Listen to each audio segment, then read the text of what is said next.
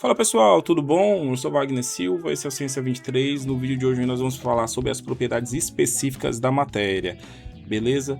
No vídeo passado a gente começou a falar das propriedades da matéria, falamos das propriedades gerais, então se você ainda não assistiu, eu vou deixar no final do vídeo o card para você poder estar assistindo, belezinha? Vamos nessa. Antes da gente continuar, é importante a gente relembrar o que é matéria. Então, chamamos de matéria tudo aquilo que tem massa e ocupa um lugar no espaço. Tá? Então, uma bola, uma cadeira, uma mesa, o seu estojo, são todos exemplos de matéria.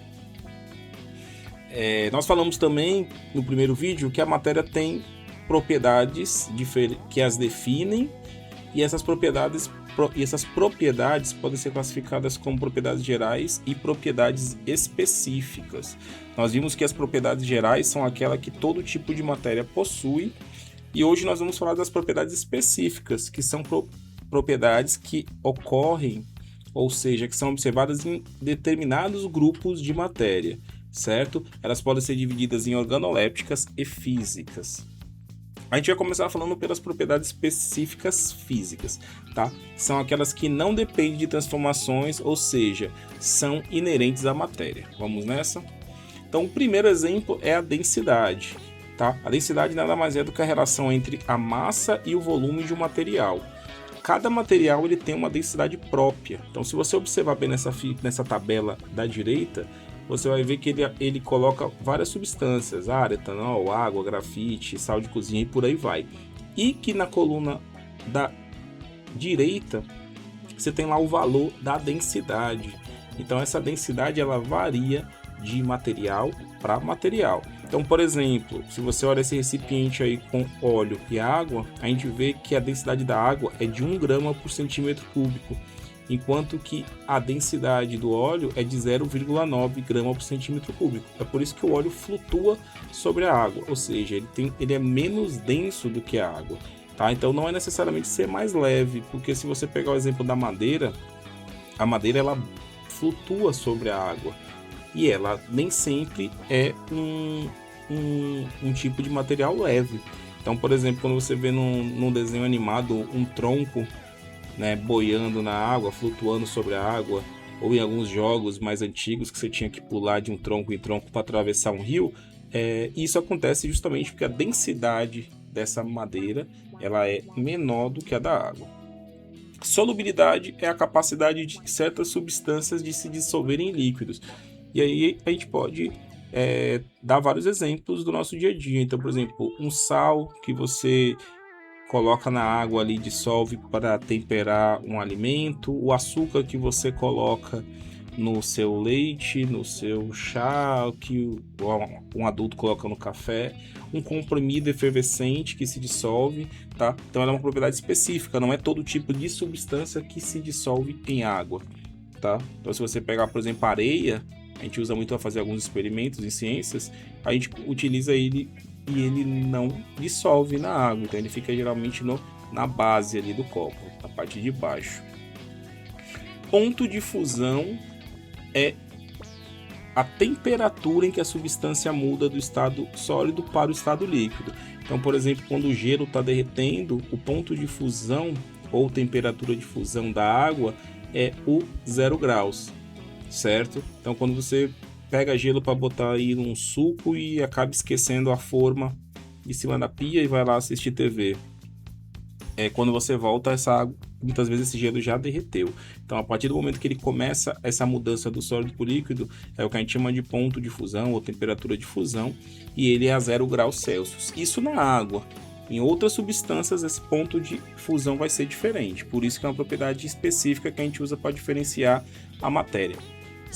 E já o ponto de ebulição é a mesma lógica, só que aqui é a mudança de estado líquido para o gasoso. Então você botou água para preparar um café, um chá, um macarrão e foi lá assistir dorama ou foi jogar Roblox aí que tá na moda, a molecada pedindo injustiça no Roblox. E aí você se passa e esquece. Quando você volta, a parte daquela água já mudou, né, do estado líquido para o gasoso, às vezes toda a água. Isso aconteceu porque quando chegou em 100 graus Celsius, essa água começou a mudar de estado físico, até que todo o processo aconteça. Então também a mesma coisa aqui, é 100 graus Celsius na água, mas em outras substâncias vai variar esse tipo de temperatura, essa medida de temperatura, na verdade. Ductilidade é uma propriedade que ocorre especialmente nos metais, deles se deformarem ao ponto que possam ser esticados, alongados e transformados em fios finos, como por exemplo o cobre ou outros tipos de metal que são utilizados, por exemplo, para fazer fios de eletricidade, fios de alta tensão. Então é a capacidade que alguns materiais têm de serem moldados e serem transformados em fios, certo? Já na maleabilidade é a capacidade de produzir lâminas e chapas muito finas. Então você tem algumas substâncias, o ouro, por exemplo, que ele pode ser transformado em folhas finas, e muitas vezes esse tipo de material é usado na indústria, na fabricação de carros e por aí vai. Tenacidade é outro exemplo de propriedade específica, que é a resistência que a matéria apresenta ao choque, né? Ao choque mecânico, ao impacto. Então um material ele é considerado tenaz quando ele suporta um forte choque, né? Ele é resistente, ele é mais resistente mesmo, né? A impactos. Então o aço, a borracha. Então quando você precisa fazer materiais, objetos mais resistentes, são exemplos bons, né? Então uma garrafa de água, né? Um squeeze. Você tem hoje em dia aqueles que são revestidos de aço, porque quando ele cai, a chance dele se deformar é menor, certo? Uma panela. Dureza é a capacidade da matéria de resistir a riscos. Então, quanto maior a resistência, mais dura a matéria é. E aí um bom exemplo é o diamante. Então, o diamante, por exemplo, ele é um ótimo exemplo, né? Então, nos filmes, muitas vezes, dá para ver o pessoal lá vai invadir um local, vai roubar um banco no filme.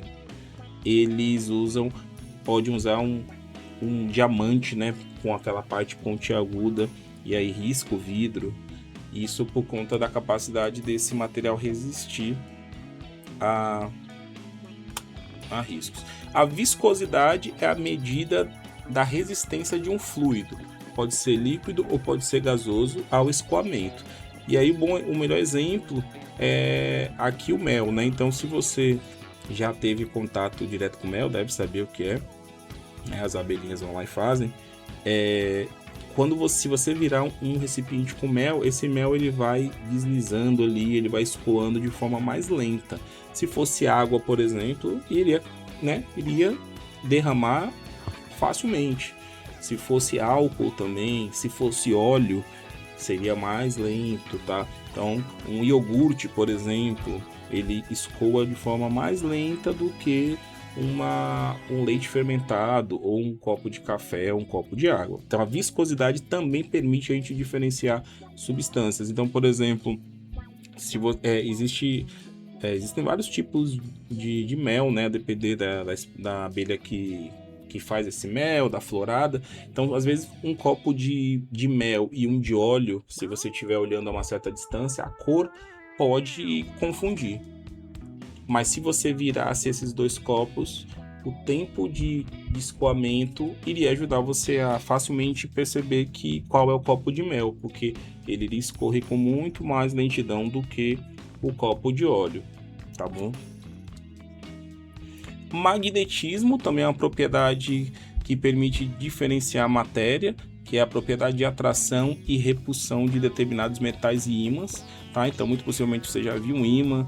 Então, um bom exemplo aí, bem comum nas nossas casas no dia a dia, é o ímã de geladeira. Então, o ímã ele tem a capacidade de se ligar, né, de ser atraído por metais. Então, não são todos os tipos de materiais que têm essa capacidade. Então, isso permite facilmente você também diferenciar objetos magnetizados de aqueles que não estão. E a condutividade elétrica, que é uma característica dos materiais que define a facilidade com que eles são capazes de transportar cargas elétricas. E aí a gente tem materiais que são condutores, semicondutores e isolantes. Então, assim, você tem tipos de materiais que eles são bons condutores de eletricidade, tá? Então, a prata, o cobre, o ouro, o alumínio são bons condutores. Você possivelmente sabe que você não pode, em hipótese alguma, colocar um objeto de metal numa tomada ou encostar ele num fio desencapado. Por quê? Porque ele é um bom condutor de eletricidade. Então ele conduz essa corrente elétrica com facilidade, né? Já é por isso que os fios, como a gente vê na figura, eles têm um revestimento emborrachado, que já é um material isolante, que já é o contrário. Ele não tem uma boa facilidade de passar essa carga elétrica. Certinho? Então é isso. Espero que você tenha gostado, que tenha dado para dar uma relembrada, que possa te ajudar aí a resolver uma lista de exercícios, a fazer uma prova ou apenas para elevar o seu conhecimento. Então, se puder, curte aí, se inscreve no canal, compartilha com aquele seu coleguinha que vai fazer prova e tá aí desesperado por conta das propriedades específicas da matéria. E a gente volta no próximo vídeo para falar das propriedades organolépticas. Valeu pela companhia, um abraço e tchau, tchau.